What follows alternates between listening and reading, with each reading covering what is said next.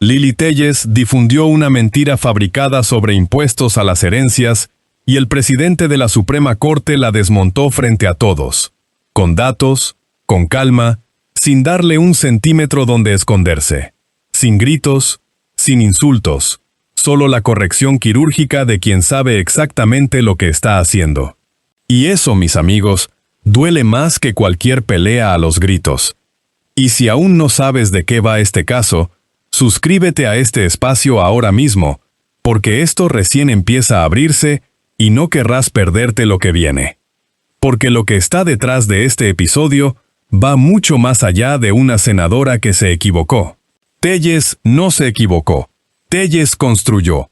Téllez eligió cada palabra, cada cifra, cada acusación con la precisión de quien conoce perfectamente cómo funciona la maquinaria del pánico colectivo.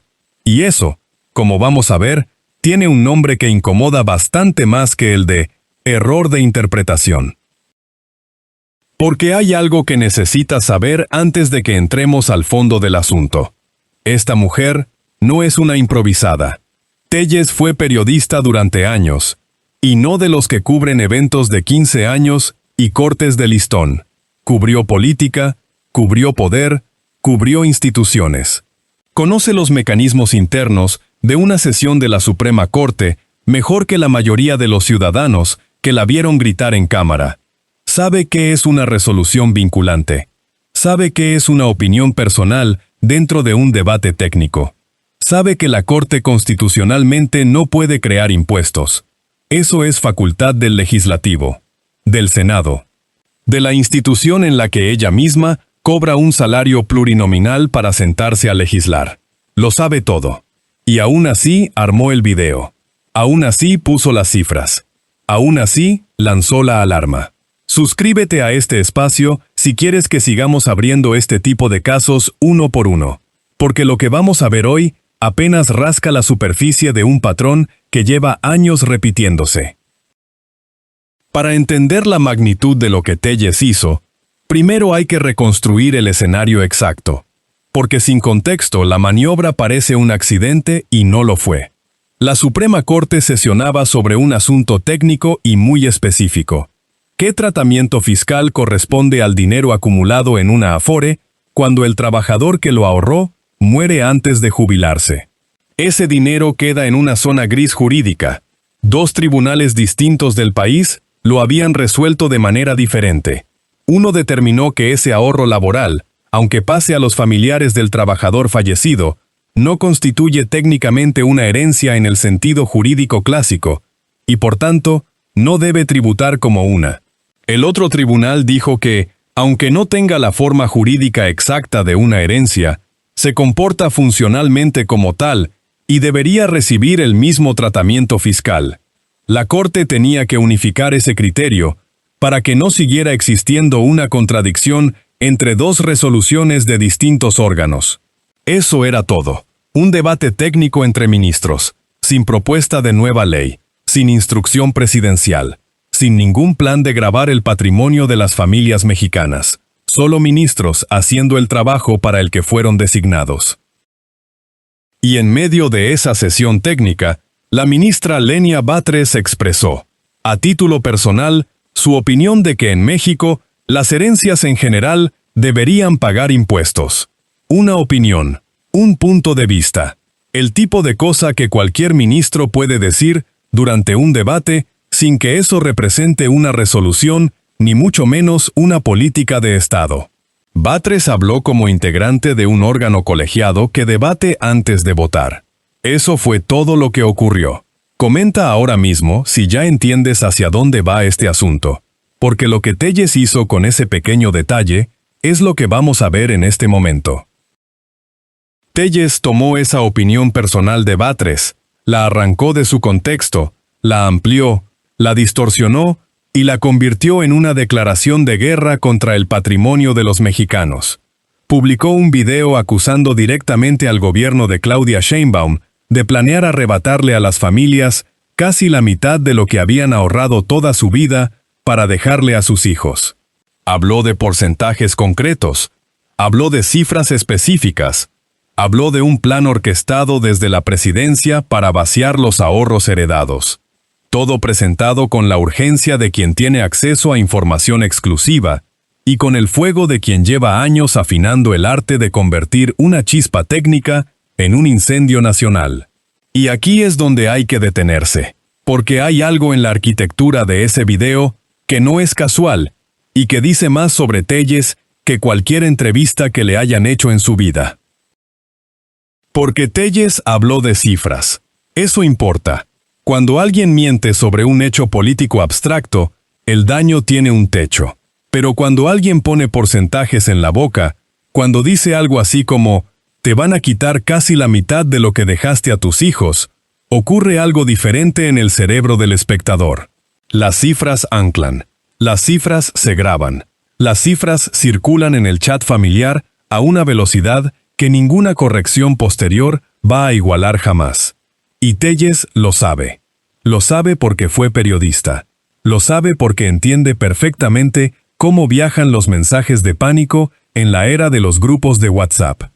Usó ese conocimiento para fabricar el susto más eficiente posible. Eso ya tiene otro nombre. Suscríbete a este espacio si quieres seguir de cerca este tipo de análisis, porque aquí no vamos a dejar pasar estos episodios sin abrirlos hasta el fondo. El escándalo se extendió con la velocidad que Telles calculó. Los medios replicaron la historia. Los portales de noticias pusieron el titular con el ángulo que ella había plantado. Las redes ardieron. Y el chat de las familias mexicanas, ese espacio privado donde circula la información más desordenada y más duradera, se llenó de mensajes de pánico. Personas que llevan décadas trabajando, ahorrando, sacrificando gastos para acumular algo que dejarle a sus hijos, de repente convencidas de que el gobierno venía por ese dinero. Padres y madres angustiados. Hijos que llamaban a sus padres para advertirles. Gente que empezaba a preguntarse si debía mover su ahorro, si debía hacer algo, si había tiempo de hacer algo. Ese fue el daño real, no una disputa abstracta entre instituciones del Estado. Familias concretas, de carne y hueso, asustadas por una alarma fabricada desde una curul que se paga con sus impuestos. Y la presidenta Sheinbaum tuvo que salir a desmentirlo. El presidente de la Suprema Corte, Hugo Aguilar, tuvo que salir a desmentirlo. Periodistas que siguieron el caso de cerca tuvieron que dedicar horas a desmontar una narrativa que nunca debió haber circulado. Tiempo, energía, recursos institucionales, todo consumido en limpiar el incendio que Telles prendió con una opinión sacada de contexto y una cantidad de cifras inventadas. Y mientras todo eso ocurría, mientras la desmentida recorría el mismo camino que la mentira había recorrido antes, ya era tarde. El miedo ya había viajado. El daño ya estaba hecho. Y Telles no dijo nada. Eso también es un dato que hay que guardar, porque vamos a necesitarlo más adelante. Comenta qué piensas de una senadora que fabrica una alarma nacional y luego guarda silencio cuando la realidad la desmiente, porque esa pregunta tiene respuestas incómodas. Aquí hay algo más debajo, algo que no aparece en el video de Telles ni en las notas de los medios que replicaron su historia sin verificarla. Hay un patrón. Telles lleva años operando con la misma fórmula, y este episodio la repite con una limpieza que casi parece un manual. El mecanismo funciona así: tomar un elemento real, a veces diminuto, a veces técnico, a veces incluso válido en abstracto, y envolverlo en una narrativa de emergencia que hace imposible el análisis tranquilo. Cuando todo es una traición, cuando todo es un robo, cuando todo es un complot orquestado desde el poder contra los ciudadanos honestos, que solo quieren trabajar y dejarle algo a sus familias, el espectador deja de preguntarse si las piezas encajan y empieza a reaccionar desde el miedo. Y el miedo, administrado con la pericia de quien lo ha cultivado durante años, convierte a la mensajera en salvadora. Telles vende eso. Siempre lo ha vendido. Y este episodio lo desnuda con una claridad documental que pocas veces se da de forma tan registrada y tan verificable. Porque hay algo que Telles dijo antes de todo esto que vale la pena recordar aquí. En más de una ocasión, en entrevistas y en declaraciones públicas, esta senadora se ha presentado a sí misma como defensora de la información honesta, del periodismo que verifica, de la política que habla con datos reales, en vez de con narrativas fabricadas. Eso dijo, eso proclamó, que su diferencia con otros actores políticos era precisamente esa, que ella ponía los hechos sobre la mesa, que ella no manipulaba, que ella no asustaba a la gente con mentiras. Ese fue su posicionamiento durante años. Y ahora aquí estamos, viendo documentado en video cómo tomó una opinión personal de una ministra durante un debate técnico, le añadió cifras inventadas, la envolvió en una narrativa de emergencia nacional y la disparó contra millones de personas que confiaron en que lo que ella decía era verdad porque ella misma les había dicho que siempre decía la verdad. Eso es lo que hace que este caso sea especialmente revelador. Quien quiera seguir de cerca este tipo de exposiciones, que se suscriba a este espacio, porque aquí vamos a seguir poniendo esto sobre la mesa cada vez que ocurra. Ahora llegamos al punto que hace que todo lo anterior tome su forma definitiva y que deja a Telles sin un solo argumento en pie. Mientras el escándalo crecía, mientras los medios replicaban la historia del supuesto impuesto a las herencias, mientras las familias mexicanas se angustiaban en sus chats privados, la Suprema Corte sesionó, debatió y resolvió. Y la dirección de esa resolución fue exactamente la opuesta a lo que Telles había anunciado. La mayoría de los ministros determinó que los ahorros de una afore, heredados a un familiar, deben tratarse como herencia y, en consecuencia, no deben pagar impuestos sobre la renta. Hugo Aguilar, el presidente de la Corte, explicó su propio voto con una claridad que hace imposible cualquier malentendido. Gravar esos ahorros sería una injusticia, porque el trabajador ya pagó impuestos por ese dinero cuando lo ganó. La Corte, ese mismo organismo al que Telles acusó de planear robarle a los mexicanos, terminó protegiéndolos. Y Aguilar lo dijo en público, con nombre y apellido, señalando que la narrativa que había circulado era una tergiversación deliberada, que la Corte no tiene facultad constitucional para crear impuestos, que eso corresponde al legislativo, y que el debate técnico que se había llevado a cabo resolvió en el sentido contrario al que Telles había proclamado con sus cifras inventadas. Comenta ahora mismo tu reacción, porque lo que acabas de escuchar es la prueba documental de que Telles mintió, que lo sabía, y que la institución a la que atacó terminó resolviendo a favor de las familias mexicanas, a las que ella dijo estar defendiendo. Eso es lo que pasó, completo, documentado, sin margen para la interpretación generosa ni para el beneficio de la duda. La Corte sesionó, protegió los ahorros heredados, y su presidente salió a dejar constancia pública de que la alarma que había circulado era falsa. El registro existe, las grabaciones existen, los votos existen, y Telles no puede decir que no lo sabía, porque lo que sabe sobre el funcionamiento de estas instituciones es exactamente lo que la hace tan peligrosa cuando decide usarlo al revés. Las reacciones no tardaron en organizarse. Periodistas que siguieron el caso de cerca señalaron punto por punto cada falsedad del video de Telles.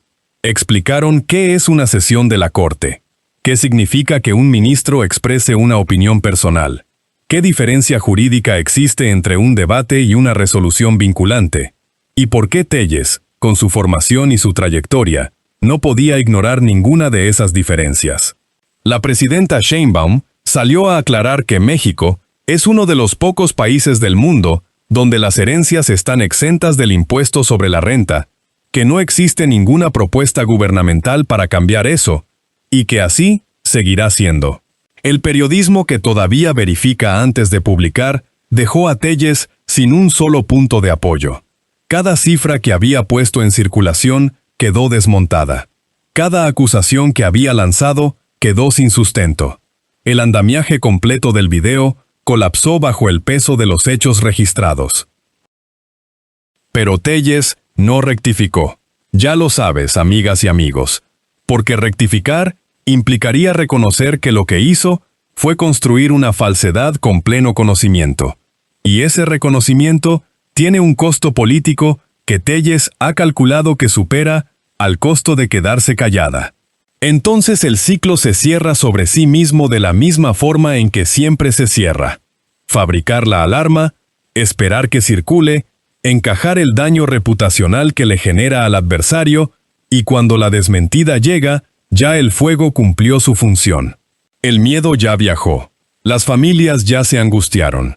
Los medios ya cubrieron la historia con el ángulo que ella plantó.